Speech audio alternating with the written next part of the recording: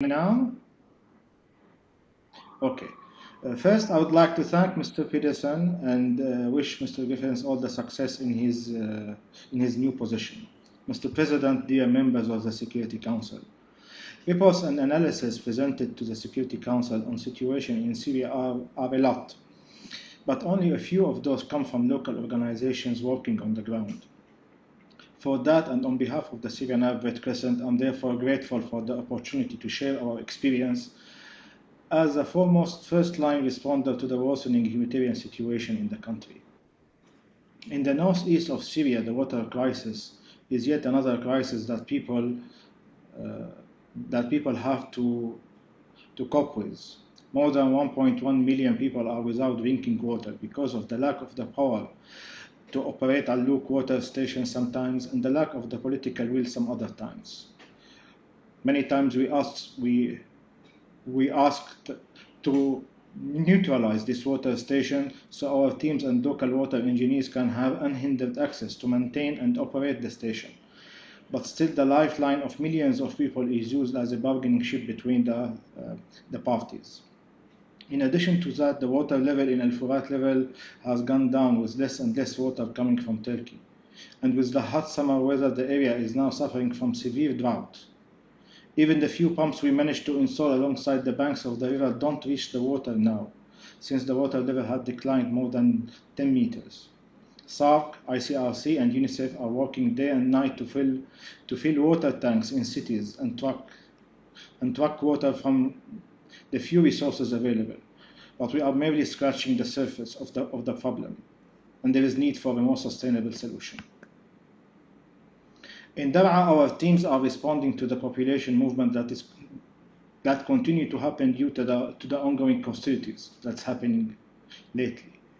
Our teams manned the humanitarian corridor that we managed to secure to exit more than 38,000 people to safety, mostly women and children.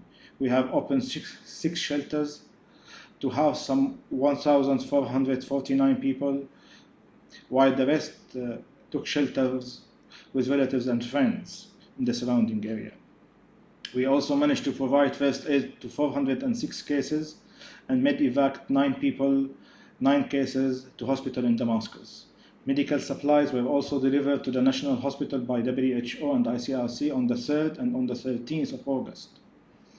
Currently, we are preparing for a humanitarian convoy to Dar'a with food and other essential materials useful for the people who remained in their houses. This is an interagency convoy with SARC, ICRC, UN, and the Red Cross Red Crescent movement partners, which has been green-lighted from the Syrian government.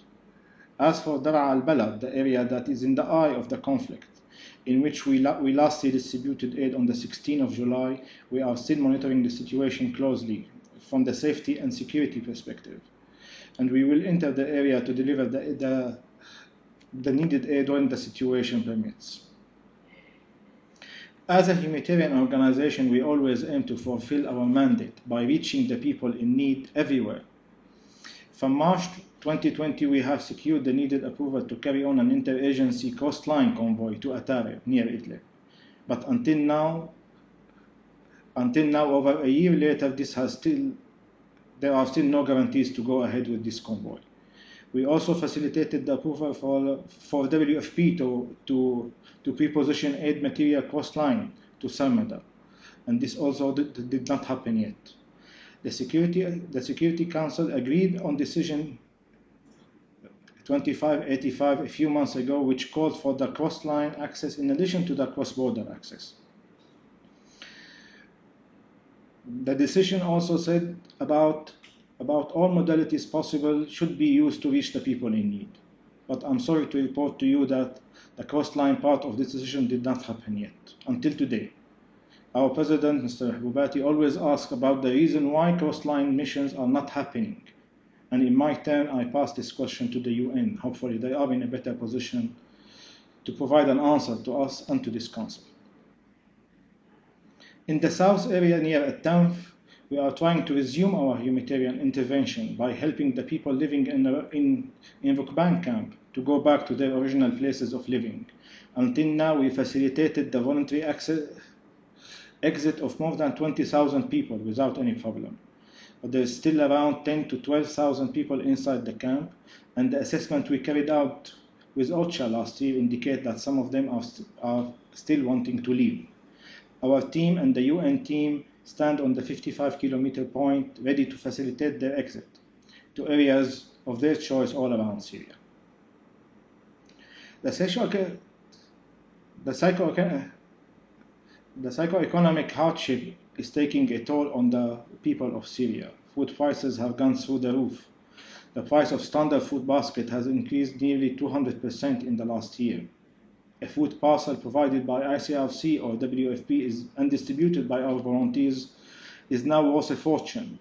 And we continuously monitor the prices of the black market, and they are increasing a lot. And before you ask, yes, there is beneficiaries who sell or exchange some of their food for other commodities, and that is a fact of life. Not because they don't need it, but because there are more urgent priorities than food, such as medicine, shelter, or even water, which they sometimes have to buy because the water supply is not adequate, or there is no ability to pump the water if the supply exists. Many health services are at risk. Life-saving support for our dialysis centers are now at risk of being stopped because we cannot find the filters or the materials to maintain this service. Even our partners in the WHO are facing some challenges obtaining those filters. Now we only have materials until the end of this coming September, and we have started to ask our patients to try and find some other service providers. This is a critical life-saving service that will stop within a month, and still there is no solution in the horizon. I can go on listing the challenges the challenge the people in Syria are facing, which the humanitarian actors, including the UN agencies and the NGOs, are trying to solve, but our job is not getting easier. The sanctions and the restrictive measures are yet another factor adding to the suffering of people and the humanitarian organizations. Those measures are making it so much harder for the millions of men, women, and children to get back on their feet with dignity. I addressed the Security Council 9 months ago, and since then it has become even more evident that the consequences of the sanctions to the common people, and for that matter all the humanitarian organizations in Syria, exceed any political objectives. There is a need to recognize the unintended consequences of the punitive measures to the population already under the decades of violence and instability. During the preparation of this briefing, I came across tens of reports and analysis prepared by other humanitarian organizations working in Syria. Some organizations have demanded to redefine the term humanitarian work, so their activities do not get red flagged. This is also to convince donors to fund humanitarian rehabilitation, because they cannot continue to give